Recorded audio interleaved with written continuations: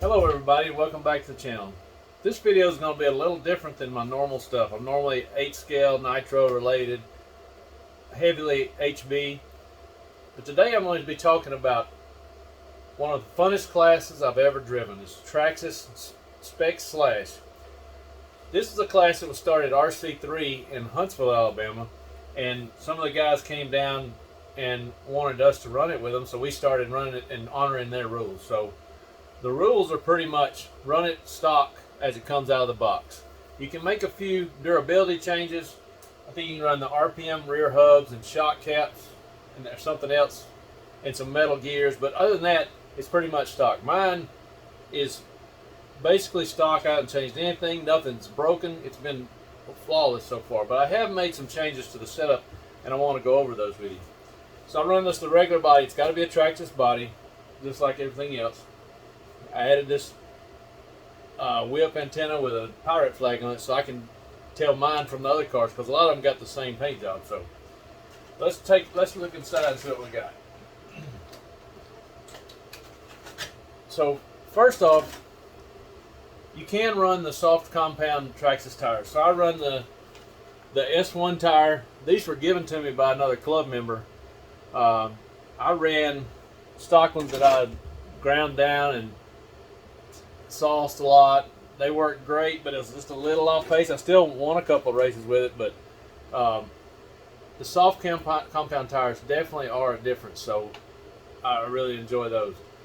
So you can change to your transmitter and use a LiPo battery as long as it's 2S. So I use a 2S shorty pack.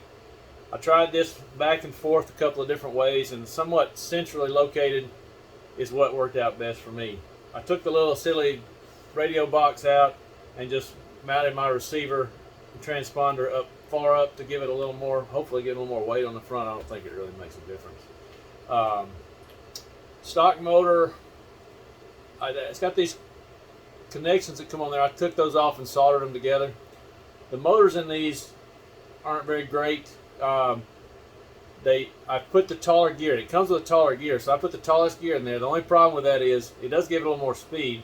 The only problem with it is it wears the motor out faster. This one, as a matter of fact, this one is about worn out. It's still decent, but I need to be getting me another one pretty soon. So, other changes I made is inside the shock, put a little silicone on the shaft to limit the travel a little bit. These things want to roll real bad, so that's the biggest thing you're battling.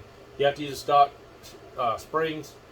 I put 50 weight oil in it so it doesn't roll as much. That's front and rear 50 weight. I played around with several different oils, and that seemed to work out best for me, so I left it there. Some people are changing the differential. I put some really heavy diff oil in it, and it was terrible. It was like 100K. It was terrible. So I took a screwdriver and dug out every bit I could get and just left it like that. So it's got just a little bit left.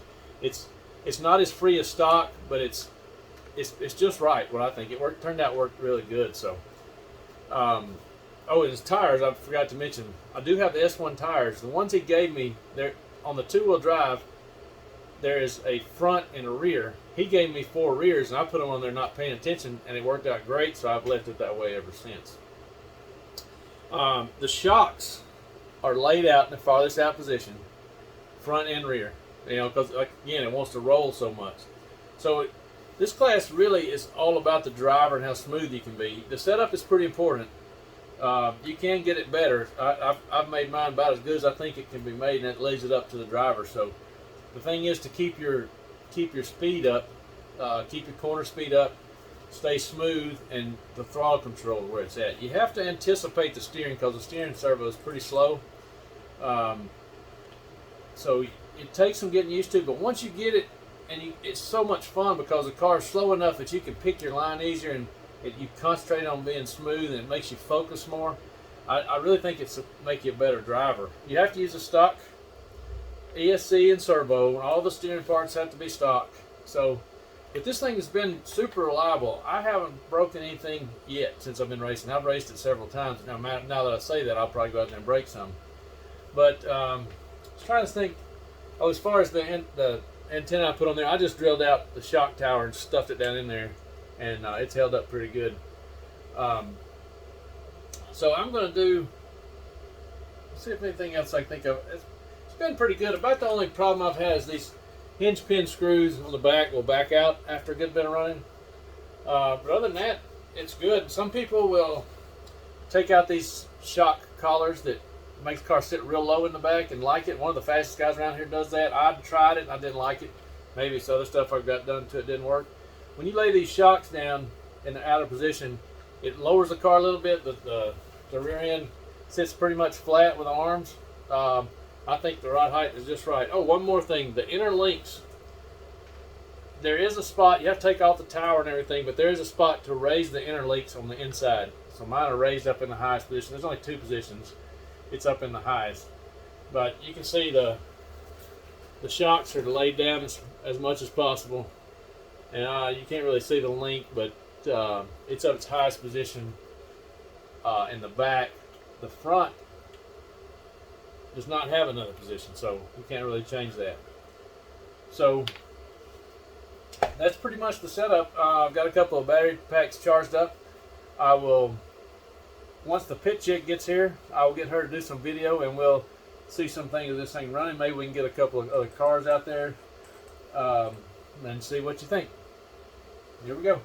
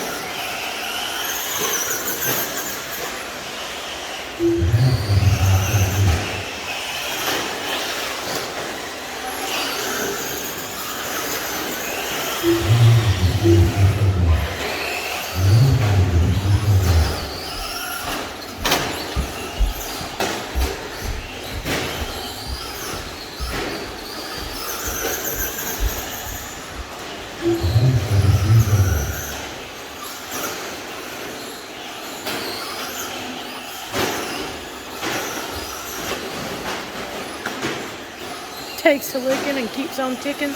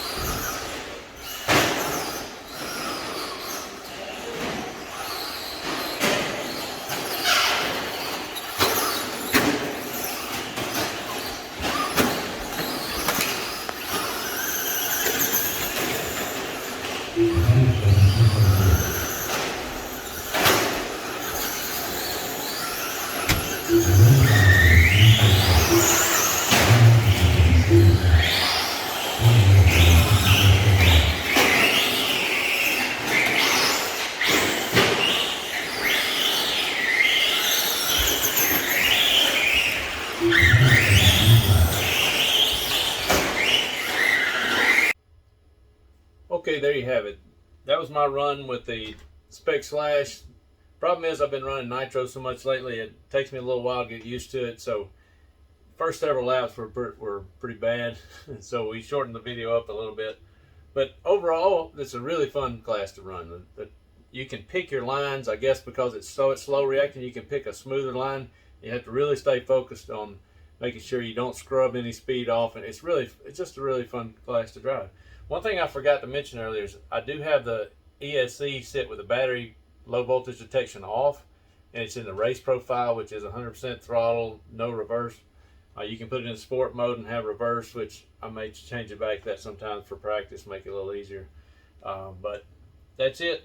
Big thanks to the pit chick for doing my video. She had a little comment to do about me wrecking in the middle of the video, so that was pretty funny. But anyway, Hope you enjoyed the video. Stay tuned. Subscribe to the channel, share it, and like as much as possible. Let's get this thing growing. See ya.